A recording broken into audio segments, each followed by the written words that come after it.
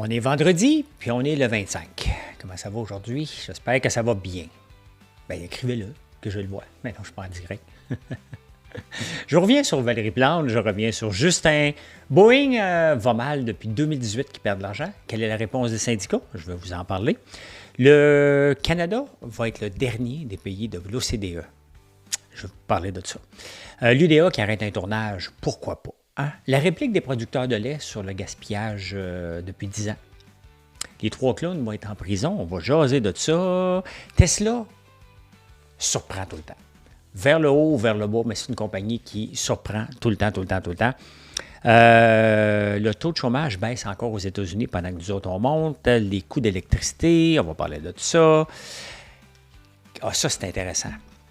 Overtrading. Faites-vous partie de ceux qui essaient de battre le marché, le connaître et de trop transiger? Bien, je vais vous parler des statistiques par rapport à ça. Et une femme tombe du 9e étage. C'est triste. C'est vraiment triste, là. Je vais vous dire qu'est-ce qui est arrivé.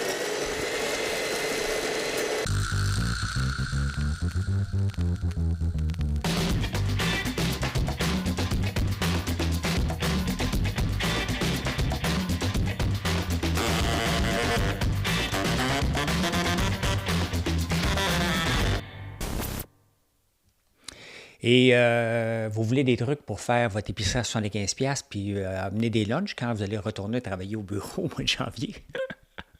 Je vais vous donner le lunch idéal selon les Anglais. Une petite salade. Non, il va plus straight que ça. Bon, on va mettre encore... Des fois, je suis obligé de mettre des mises au clair. Là. Bon, merci d'être là. J'espère que vous allez vous abonner, c'est apprécié. Des fois, il faut me chicaner.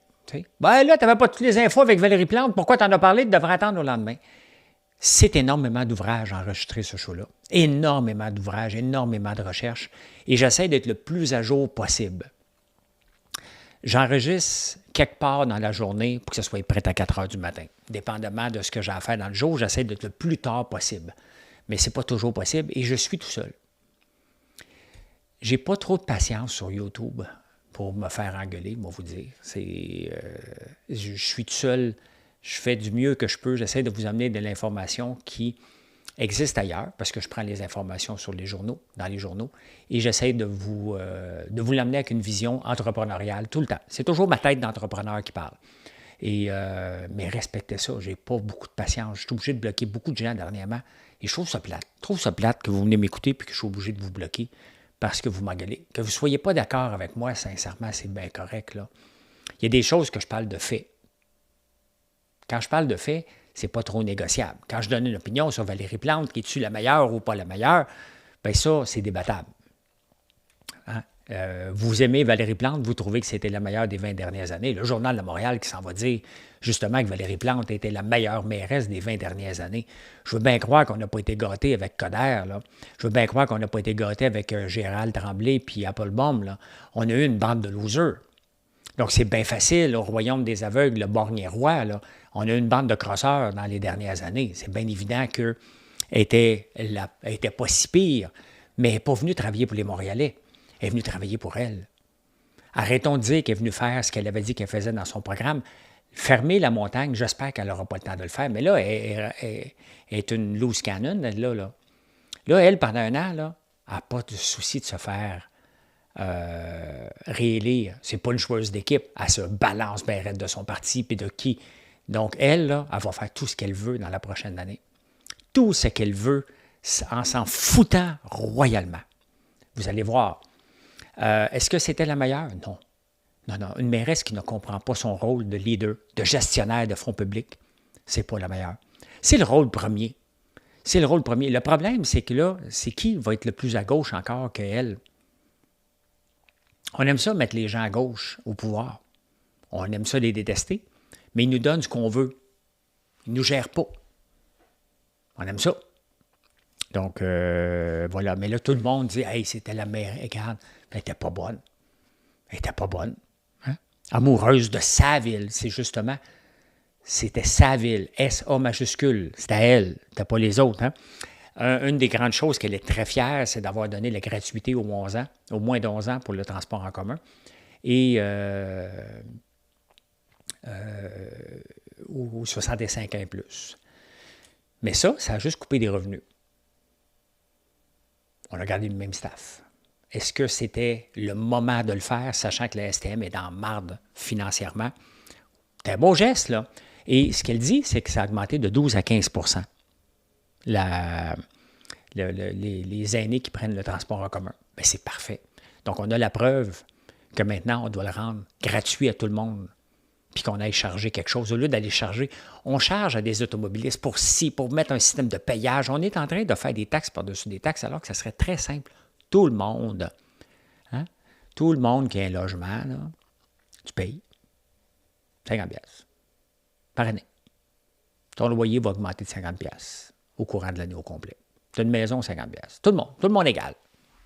Tout le monde peut prendre la STM gratuite, tu fous la moitié des gens dehors. Quand est-ce qu'on a vu Valérie Plante mettre quelqu'un dehors? Pensez-vous que c'est le fun de mettre des gens dehors? La réponse est non. Pensez-vous que ça ne fait pas la partie de la job d'être gestionnaire? La réponse est oui. Mais non, elle accepte des conventions collectives de la STM qu'elle dit qu'elle ne gère pas. Mais c'est complètement faux parce que c'est sous son administration avec le clown, le croupier en chef, là. Elle accepte des conventions collectives qu'on fait mettre, on ne mettra pas personne dehors, peu importe si c'est de l'automatisation et de l'intelligence artificielle. C'est ça dans la convention collective. Il faut arrêter de dire qu'elle est la meilleure, là. Hein? Les politiciens sont pleins de marde, là. C'est le mot qu'on va utiliser, là. 57% des gens à Montréal ne la veulent plus. Pas parce qu'elle nous a gérés, parce qu'elle nous a mis dans la marde. Puis les autres vont dire, non, c'est la meilleure. Sont-ils à l'écoute des contribuables, ces gens-là? On le dit qu'on ne la veut pas, qu'on trouve que nous autres, elle n'a pas fait le job qu'on voulait d'elle. Arrêtez de la vanter, là. Nous autres, on vous dit que ça n'a pas d'allure. On vit ici, là. Justin, il ne partira pas. Mais c'est drôle, hein, les journaux, la presse, Journal de Montréal, Le Devoir, ne parlent de rien à peu près. Tu t'en vas dans le Financial Times où ils sont connectés avec des Members of Parliament qui parlent anglais. Bien, le caucus d'hier n'a pas bien été pour Justin. Tout le monde a l'air, ben oui, on est derrière toi, c'est parce qu'ils sont cuits. Mais il y a un autre ultimatum qu'il faut qu'il parte avant le 28. On va voir si c'est ça qui va se passer. Le 28, c'est lundi, ça ne se passera pas. Mais il y a un autre ultimatum qu'on n'a pas, que les journalistes français, francophones, ne connaissent pas. Dans les journaux anglais, ils en parlent. Du 28. En même temps, le 29, c'est l'ultimatum du Bloc pour approuver le projet de loi sur la gestion de l'offre par les sénateurs. Est-ce que ça va être fait? À suivre, hein? À suivre. Mais tu sais, pour les Canadiens, là, on va se le dire, là, si on ne veut pas la taxe sur le gain capital de 33 là, de 76 qui a changé de 50 à 66, on a juste à le mettre dehors. Il n'est pas passé comme projet de loi. Il faut trouver une façon de le mettre dehors.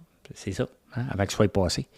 Fait que, puis tous les gens, j'écoutais quand les gens sortaient de la salle, là, tout le monde disait, on a une bonne nouvelle, on est derrière, Justin, une bonne nouvelle, les taux d'intérêt baissent.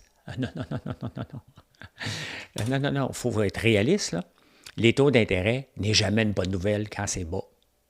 Ça veut dire que l'économie ne va pas bien. Dans le contexte actuel, l'économie ne va pas bien au Canada. Notre taux de chômage augmente, celui des États-Unis baisse. Donc, ce n'est pas une bonne nouvelle. On consomme de moins en moins. C'est ça que ça veut dire. Là, on a baissé de 0,5.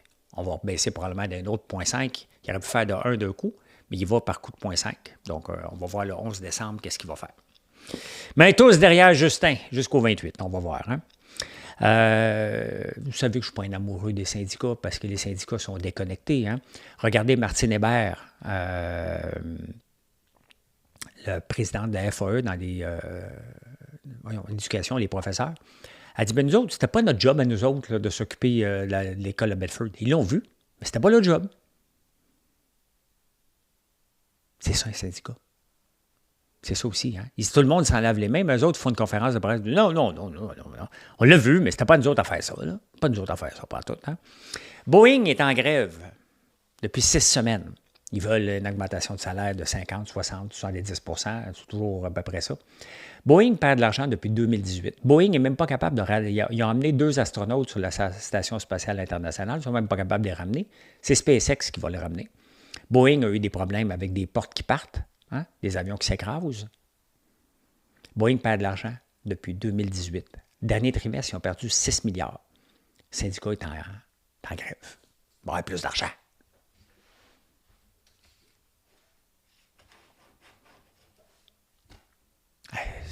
Ça n'a pas de bon sens. Ça n'a pas de bon sens, je vous le dis, ça n'a pas de bon sens.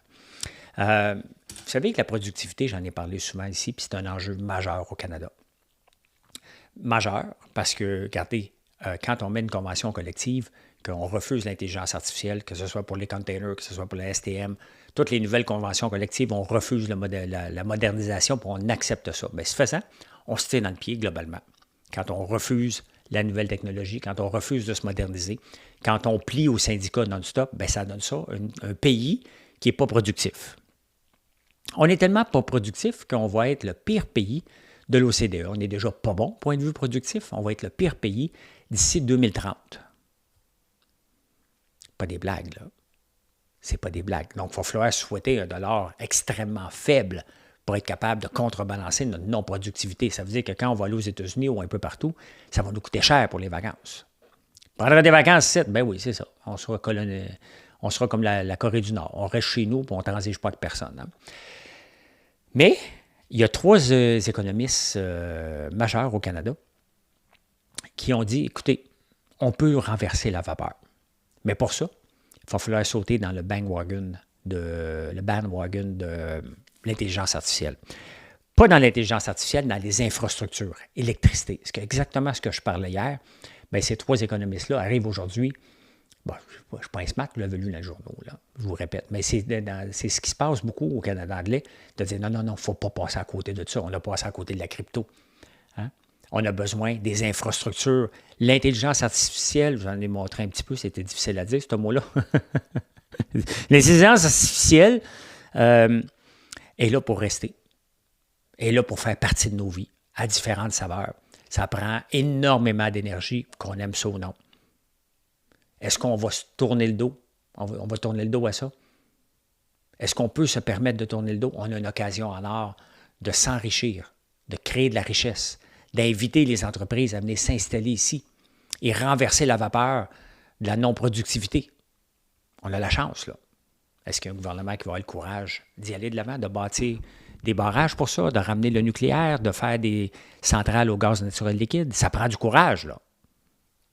On va voir.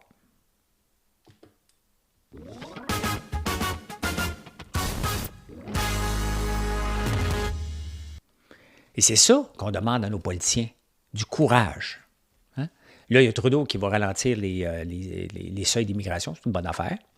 Une bonne affaire. Mais est-ce que c'est du gros courage? Ben non. Il a attendu que tout le monde chiale, puis après ça, bien, il va aller chercher des points vers les conservateurs, puis vers tout le monde, parce qu'il a eu ce qu'il voulait. Maintenant, il semble les écouter, puis il leur tire le tapis sous le pied. Hein? Un autre syndicat, j'en fais partie. Je fais partie de 2 syndicats, l'UPA et l'UDA, l'Union des artistes, ont été arrêtés. L'Union des artistes a été arrêté un tournage, Les Armes. Il y avait 12 comédiens, puis on a décidé, bien, vous vous enlevez de là, on est en grève. Sincèrement, il y a des moyens de faire il y a des moments pour faire la grève. En plein milieu d'un tournage, aller arrêter une équipe de tournage, c'est pénaliser tout le monde. C'est pénaliser tous les gens qui sont sous-traitants, qui ne seront probablement pas payés. Hein? C'est de mettre... Bon, les têtes d'affiche sont correctes comme acteurs, là.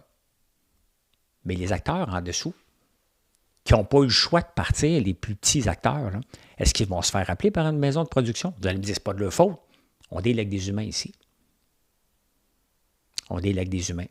Et peut-être que l'acteur de subalterne là, va se faire couper parce qu'il a fait partie de ceux qui ont décidé de suivre l'ordre du syndicat. C'est pas comme ça qu'on négocie. Il y a des façons de négocier et c'est pas comme ça du tout en arrêtant un tournage en plein milieu de la journée. Ça ne se fait pas. Et il y a des gens qui vont payer le prix. Les petits acteurs, là, ceux qui avaient la chance de tourner, là, un figurant, whatever, ne sera pas rappelé par la compagnie. Pour finir le tournage, oui, mais pas pour d'autres tournages. Il va être marqué au fer rouge. Là. Vous pensez que non? On en reparlera. Si vous êtes un acteur là-dedans, venez donc me reparler dans 4-5 ans, voir si vous avez eu beaucoup d'appels depuis ce temps-là. Tu sais, tu as le droit de dire à ton syndicat non, c'est pas le moment. Tu as le droit de t'obstiner. Ils font pas de chicane, ils s'en vont. Tu as le droit de t'obstiner et de dire non, je ne suis pas d'accord. Tu as le droit. Tu as le droit. Tu as le droit de dire à ton syndicat, ça, c'est pas ce que j'approuve, pas en tout. Tu as le droit. Avez-vous tant peur que ça des syndicats? Ils vont vous casser les jambes ou quoi? Tu as le droit. De dire non, moi je le fais, là, c'est pas le moment. Quand on va le faire pour tout le monde. Tu ne peux pas faire une grève ciblée, là. Si l'Union des artistes est en grève, c'est tout le monde est en grève. Pas un tournage. Pas un. Ça se fait pas. C'est pas correct. La réplique des producteurs de lait, ils n'ont pas tardé, hein, parce que Sylvain Charlebois a dit que pendant 10 ans, entre 91 et 2001, je pense, en tout cas, 2001 à 2012. Bref, ils ont pris 10 ans et ils ont calculé, selon les quotas, selon ce qu'on consomme, que le reste du lait, il fallait qu'il y ait quelque part, dans les poubelles. Et ça donne 6,2 milliards. C'est pour Québec, là, c'est dans l'ensemble du Canada. Et là, les producteurs de lait disent non, c'est pas les chiffres qu'on a. Bien, publiez tes chiffres. Donnons un registre. Là, c'est moi qui le dis. Là, eux autres font une estimation qui est valable parce qu'il y a des quotas. La plupart des gens rentrent dans leur quota ou le dépassent. Sinon, il y a une pénalité. S'ils ne rencontrent pas, ils vont en perdre. Donc, on prend pour acquis que c'est ça. Eux autres, ils répondent non, c'est pas ça la vraie réalité. La seule réalité, ce sont les chiffres. Ça, c'est pas une opinion. Là, on est dans l'opinion. Là, on va ramener les faits. Comment ça se fait qu'on n'a pas les chiffres? Comment ça se fait que ce n'est pas divulgué? On peut savoir un registre, on peut savoir. Il est où le ministre de l'Agriculture du Canada? Il est où le ministre de l'Agriculture du Québec? Ils sont où eux autres pour mettre leur pied à terre et dire, regarde, non, on va avoir un registre? Pourquoi ils ont si peur que ça? Des producteurs de lait? Parce que c'est des votes. Tout le temps, des maudits votes. Ce sont les familles, je rappelle, qui se font avoir avec le prix du lait, là, la plupart du temps. Tout le temps. Pas de registre. On ne demande pas un registre, ça serait tellement simple. Ça ne coûtera pas. C'est sûr, ils vont dire, non, ça va coûter 100 millions, mais tu vas le faire, ton registre. Viens me voir. Tu vas le faire un soir ou une fin de semaine. Tu vas l'arranger, ton registre. Tu vas voir. Hey, les 3 clowns qui ont bloqué le pont Jacques-Cartier, ils vont être en prison jusqu'à jeudi prochain. Il n'y a pas de juge disponible, puis leur remise en liberté a été refusée. Avec raison. Ce sont des dangers pour la société. Quand tu retardes un groupe comme ça, tu bloques un pont pour méfait public, tu es à risque pour la société, et la société n'a pas besoin de ces gens-là en liberté pour le moment. Il y a bien d'autres crimes encore plus graves, mais ça n'empêche pas que ce qu'ils ont fait, ça a coûté des millions. Ils ont retardé des ambulances. Ils ont retardé des gens qui s'en allaient travailler, qui n'ont pas demandé ça. Et vous savez, ce qui me tape ses nerfs, c'est que là-dedans, il y en a un de Québec solidaire. Il y en a peut-être 3, là, mais il y en a un qui s'était présenté à Repentigny. Il est où Québec solidaire pour dire, nous, on se dissocie de ça. C'est du méfait public. Donc, Québec solidaire, avec sa gang de clowns, est derrière ça. Ils sont d'accord. Qui ne dit mot consent. Mais c'est ça. Mais en attendant, les clowns vont rester jusqu'à jeudi en prison. J'espère qu'ils vont perdre le job. Ça travaille-tu, ce monde-là? Hein? Pas sûr, hein? Pas sûr, hein? J'ai parlé justement d'électricité pour sauter dans le bandwagon. Bandwagon? Non. Bandwagon. Si j'avais le mot français. Parle donc français! Oui. Sauter dans le bandwagon. C'est assez français. Les gens du Saguenay disent fais-tu une soupe au barley? On va bien dire bandwagon, hein? Vous reconnaissez, hein? Les champs de Tremblay, là, Je vous aime, j'aime le Saguenay, les amis. Beaucoup. C'est vrai aussi, là. Il n'y a pas assez d'électricité. Mais on est contre les nouveaux barrages. On le sait qu'on n'a pas assez d'électricité, là. Ça prend 14 ans d'en avoir un, là. Il faut accélérer. Et pas mal plus vite. François Legault en veut des nouveaux barrages. On en a besoin. Comment ça se fait que, comme société? Tu sais, il va falloir se poser des vraies questions. Tant qu'à faire des tables rondes, à un moment donné, là, il va falloir parler de richesse au Québec. Tu vas dire, bon, voici ce qui est disponible à nous. On peut aller le chercher. Comment voulez-vous qu'on aille le chercher? T'sais, au lieu de faire des consultations publiques sur leur avancée, là, ou dire non à toutes, là, qu'est-ce qu'on doit faire? Qu'est-ce qui est mieux pour la planète? Un centre de données qui va rouler au charbon en Chine ou un centre de données qui va rouler au gaz naturel liquide ici au Québec? Ou au nucléaire? Qu'est-ce qui est mieux pour la planète? Qu'est-ce qui est mieux pour nous en même temps? On peut-tu parler de richesse? On peut-tu faire des grandes consultations sur la richesse? Comment qu'on va la créer, la richesse? Comment qu'on va couper des coûts? Ce sont des choses de base qu'on a comme peur de parler, mais pourtant, qui fait partie de nos vies. Si on est un peuple riche, on va pouvoir se payer un meilleur système de santé, un meilleur système d'éducation, des salaires plus élevés pour les infirmières. C'est ça.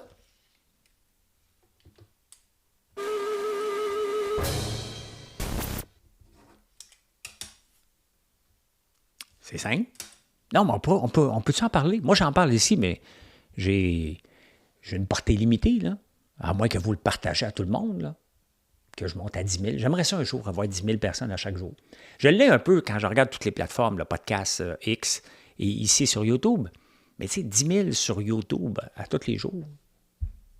Dans mon bucket list, je pourrais dire, je suis écouté. Hein? Ben voilà. On continue. Je vous amène. En 1977, donc ça fait 54 ans. Pourquoi? Parce que j'ai 54 ans. Les 1700 employés syndiqués de l'usine General Motors à Sainte-Thérèse verront leur prochain chèque réduit d'une somme de 20 $ qui sera versé au fonds de grève des syndicats des travailleurs de l'automobile. Hey, on est en 1977. C'est beaucoup 20 $, là. Hein? C'est beaucoup 20 $. Donc, la grève des 160 000 employés de Ford s'est terminée en fin de semaine dernière, mais on prévoit qu'un arrêt de travail sera bientôt déclenché. Je vous rappelle qu'avec toutes les grèves, quand on finit par faire suer une entreprise, elle finit par se pousser d'ici. Et c'est ce que GM a fait éventuellement, là. Les entreprises sont mondiales. Ne l'oubliez jamais. Jamais. Regardez, il se passe la même chose un peu avec Amazon maintenant à Laval. Ne soyez pas surpris si Amazon ferme son centre à Laval, là. Ça va arriver. Ils ont le droit de ne pas vouloir travailler avec des syndicats. Ils ont le droit. Bien, vous avez perdu 20 $ puis vous avez perdu votre job. Vous l'avez perdu en 80, je pense à peu près, là, mais ça va en finance. Hein?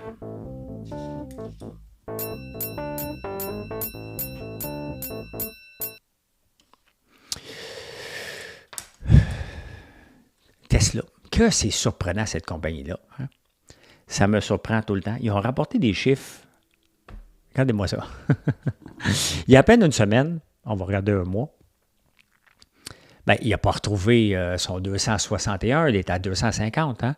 Le 1er octobre, il valait 260. Mauvaise nouvelle. Musk qui se mêle de politique. Pas bon la politique, il se mêle de politique. Il annonce sur son robot taxi, ça ne fait pas notre affaire, c'est trop long. Paf, ça tombe. Ça reste stable à 219. Il annonce des résultats, paf, ça monte à 250. Une augmentation dans une seule journée de 18 %. Musk est un maudit fantasque. Mais ces chiffres sont là. Il prévoit du 30 % d'augmentation l'année prochaine. C'est énorme, là, pendant que les autres n'arrachent. On en voit des Tesla. Il y en a beaucoup de Tesla. Hein? En même temps, regardons Musk d'un angle froid. Si jamais c'est Kamala Harris qui rentre, est-ce que Musk va perdre? Pensez-vous que Kamala Harris va vouloir se mettre à dos des travailleurs de Tesla? La réponse est non. Il y a beaucoup de Tesla qui est fait en Chine, mais il y en a aussi aux États-Unis. Est-ce qu'elle va vouloir s'y mettre à dos? Ben non. C'est le marché d'automobile qui contrôle l'économie. Le pétrole et l'économie et les automobiles qui contrôlent l'économie des États-Unis puis même du Canada. Donc, elle ne voudra pas s'y mettre à dos. Donc, il y a le beau rôle. Si Trump rentre, il va faire des faveurs, bien évidemment, à Musk. Il l'a aidé en tabarnouche pour sa victoire, s'il y a une victoire, Trump. En même temps, il y a besoin que les lois soient plus favorables pour les autos autonomes. C'est souvent par État, mais si tu as le boss en haut qui dit c'est comme ça que ça va se passer au pays, il risque de forcer les lois un peu. Donc, Trump, Tesla, qu'on l'aime ou pas, il est dans un win-win situation ici. Il choisit un camp qui va l'aider plus que l'autre camp, mais l'autre camp ne peut pas y mettre des bâtons dans les roues. Et pendant ce temps-là, ben, les gens achètent des Tesla. Il y en a peut-être des gens qui n'achètent plus là, à cause de ces frasques, mais il y en a qui n'achètent. Et le Cybertruck est le camion le plus vendu en ce moment. Donc, mais Rivian, on en voit de plus en plus quand même. Hein? Je ne suis pas un fan de la politique de Trump. Je ne suis pas un fan. Je ne suis pas fan. Mais le gars fait avancer des affaires pareilles. Hein? Comme je n'étais pas fan de Steve Jobs au point de vue humain, mais il a changé nos vies pareil. Hein? Le taux de chômage aux États-Unis est à la baisse. Encore. On crée de l'emploi aux États-Unis. C'est comme deux mondes. Hein? On est le 51e État des États-Unis. Je pense que j'en ai parlé beaucoup dernièrement. On n'a juste pas le droit de vote. Là. Mais c'est deux unités parallèles. Sauf qu'ils s'endettent. Il ne faut pas oublier, là, pour maintenir ce taux d'emploi-là, c'est des dettes de 500 millions de plus sur la dette à toutes les 3 semaines. 1,5 trilliard, presque 1 trilliard par mois qu'on rajoute à la dette fédérale aux États-Unis. C'est énorme. C'est énorme pour maintenir ça. Hein?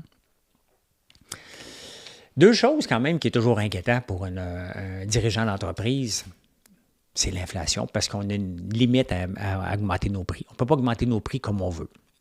Donc l'inflation nous tue. Hein? L'augmentation du salaire minimum, mais tous les salaires montent, ça nous tue. Ce qui nous tue aussi, ce sont l'électricité. 75% des dirigeants d'entreprise sont très inquiets du futur de leur entreprise à cause de l'inflation et aussi à cause des coûts énergétiques. L'électricité ici, là, on le monte à coût de 6, 4, 7%. C'est à peu près ça là, dans les 3 dernières années pour les PME. On épargne les grandes entreprises, on épargne les particuliers, puis on attaque les PME. C'est carrément ça. Ça, c'est un signe que François Legault n'aime pas les PME. Lorsqu'il accepte ça, lorsqu'il envoie le message, bien pour les PME, qui font vivre quand même 98% des gens au Canada, bien, ça nous inquiète. C'est inquiétant. On ne peut pas refiler à la facture. On est obligé de l'absorber, mais on l'absorbe jusqu'à quand? Si on ne peut pas monter nos prix parce que vous n'allez plus acheter, donc on est cuit à absorber, puis à un moment donné, une entreprise qui ne fait pas d'argent est une entreprise qui ferme. Si Boeing là, faisait de l'argent comme de l'eau, il aurait donné de l'argent à leurs employés. Là. Pourquoi faire tu penses que ça dure longtemps la grève? Parce qu'ils n'en ont pas. Perdre 6 milliards. Vous voulez travailler pour une entreprise qui est rentable. Arrêtez de voir tout le temps un profit comme étant quelque chose qu'il faut aller arracher. Un profit vous garantit votre job si vous êtes payé à salaire concurrentiel par rapport au reste du marché. Là. Donc, ça nous inquiète.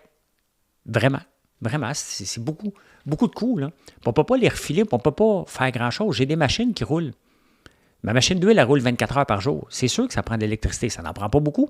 Mais tu allumes la machine à popcorn, tu allumes les machines à barbe à papa, tu allumes un paquet d'affaires, les machines à gaufres, ça va vite. Là. Ça va très, très vite et ça nous inquiète. Donc, voilà. Mais on est juste des entrepreneurs. Donc, on est surtout des crosseurs. Hein? Fait que, on n'a pas de voix bien gros. Puis les voix, quand on parle, on n'a pas la place dans les journaux qu'on mériterait non plus. Là. Puis dès qu'on parle un peu, bon, on est des crosseurs qui font de l'argent. Ta gueule, tu fais de l'argent. Ben oui, c'est ça. Ben oui. Ah oui. Allez, à la bourse, très, très intéressant. Quand on parle de day traders, il y en a qui ont fait de l'argent, puis souvent, ils vont tout reperdre par la suite. Pourquoi? Parce que les émotions arrivent. Hein? Mais là, il y a des chiffres intéressants sur overtrading affecte les rendements. Ils ont regardé des patterns de gens qui transigeaient beaucoup, entre 91 et 96. Ceux qui transigent le plus dans cette période-là, on peut l'extrapoler, ont eu un rendement de 11,4 %, ce qui est excellent, 11 %. Sauf que ceux qui transigeaient le moins ont un rendement de 17,9 %. Transiger beaucoup amène de l'insécurité, amène de vouloir essayer de timer le marché, et c'est la pire chose qu'on peut faire. On devient myope au risque lorsqu'on fait ça.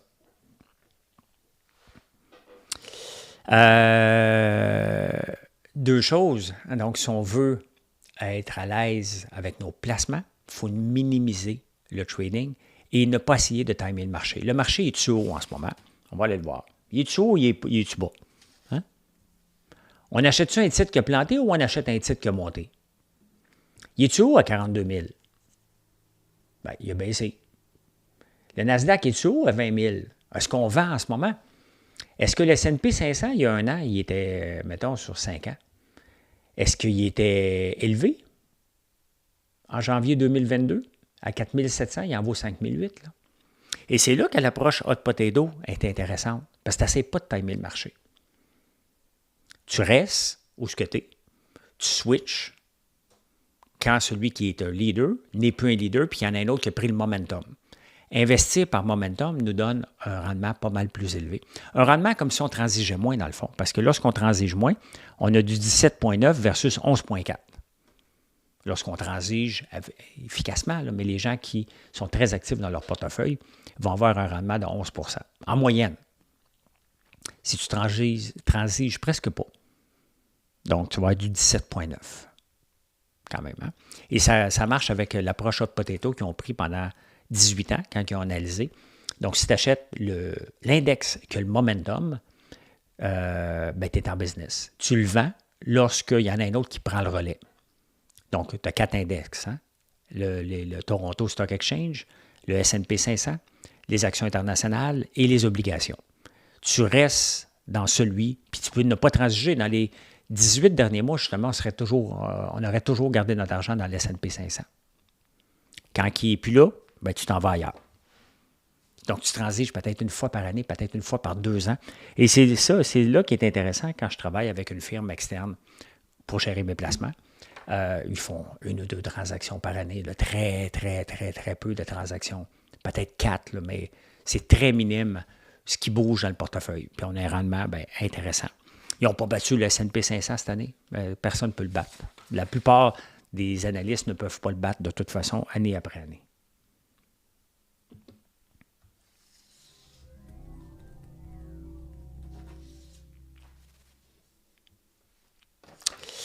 À moins qu'une année aille mal, là, ils peuvent. Puis ils ont bien été, là, parce que le S&P 500 peut aller mal pendant un bout. Voyons. Fernando Valenzuela. Ceux qui ont suivi le baseball le connaissent. Là. Moi, je le connaissais. C'était tout un lanceur. Il est décédé à l'âge de 63 ans. C'est jeune en Caroline. Hein? Je me souviens parce que je suivais les expos. De près, il avait gagné un Cy Young, puis il était spectaculaire. Puis il est décédé. Ça me fait un petit pincement. À 63 ans, c'est presque mon âge. Là. Je trouve ça jeune un peu. Hein? Qu'est-ce qui arrive? Tu sais, dans des séparations, dans des divorces, il y a tout le temps des séparations de biens. Là. Qu'est-ce qui arrive si tu étais un couple influenceur? Il y en a plusieurs. Hein. Mettons ici au Canada, au Québec, tu as Happy Life Canada. Tu as Florence et son troll, mais on ne la voit plus bien. Mais il y a des comptes à succès où que les gens font des revenus d'influenceurs en groupe, mais ça se sépare des couples. Là. Puis il y a un couple aux États-Unis, mais ils sont allés en couple, puis le juge dit « What? Un compte TikTok à séparer? » Parce qu'ils ont fait, ils ont donné le compte YouTube au gars, le compte TikTok à la fille, elle l'a parti de 4 millions, elle l'a monté à 10 millions. Le gars a fermé le compte YouTube puis il est retourné travailler. C'est un couple qui est ensemble, un peu comme Happy Life Canada, qui ont presque 1 million de gens. Là. S'ils se séparent, Bébé puis Martin, là, il me semble que c'est Martin ou Benoît, je ne sais pas. Bébé, il s'appelle Bébé. Qui va garder le compte? Puis les revenus qui viennent avec, là, bien évidemment. Là. Pas évident, hein? Pas évident. Les juges qui sont assez... ils ne sont pas tellement modernes, on va dire ça comme ça. Qu'est-ce que je fais avec ça? Ils ne comprennent pas pantoute. Là. Quelle tristesse, hein?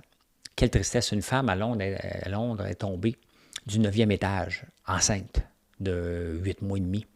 8 mois à peu près, 8 mois et demi. Et est tombée du 9e étage. Comment tu fais pour tomber? Il y en a beaucoup de gens qui tombent des balcons dernièrement. Là. Ça fait un petit peu trop de coïncidence, mais bref, elle est tombée. Elle est décédée. Mais ils ont réussi à sauver le bébé. Quand même, hein? Le bébé, il est naissant. Là. Il était-tu... c'est-tu assez protecteur, tu penses, un bedon? Je ne sais pas s'il n'est pas tombé sur le bedon, tombé sur le dos, là, je ne sais pas comment. Bref, le bébé est vivant. Je trouvais ça intéressant de vous en parler. Hein? Et finalement, écoute, l'inflation alimentaire, ça touche tout le monde. Et ça touche les Anglais aussi. Et je vous donne, parce que là, vous allez retourner travailler au bureau, là, à un moment donné, vous autres. Là. Hein? Fait que le jacket potato is the hottest lunch. Une patate puis des bines. Hein? More than 8 in 10 workers have swapped their salad and sandwiches for a baked spud in a bid to cut cost. Voyons, cut cost. Les costes. Ouais. Après ça, c'est un...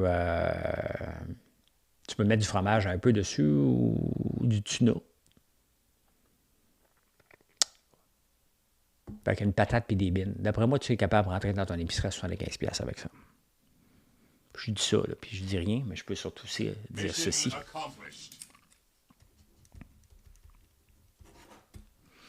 Ben, merci d'être là. Je vous souhaite une excellente journée. Venez nous voir sur françoislambert.one.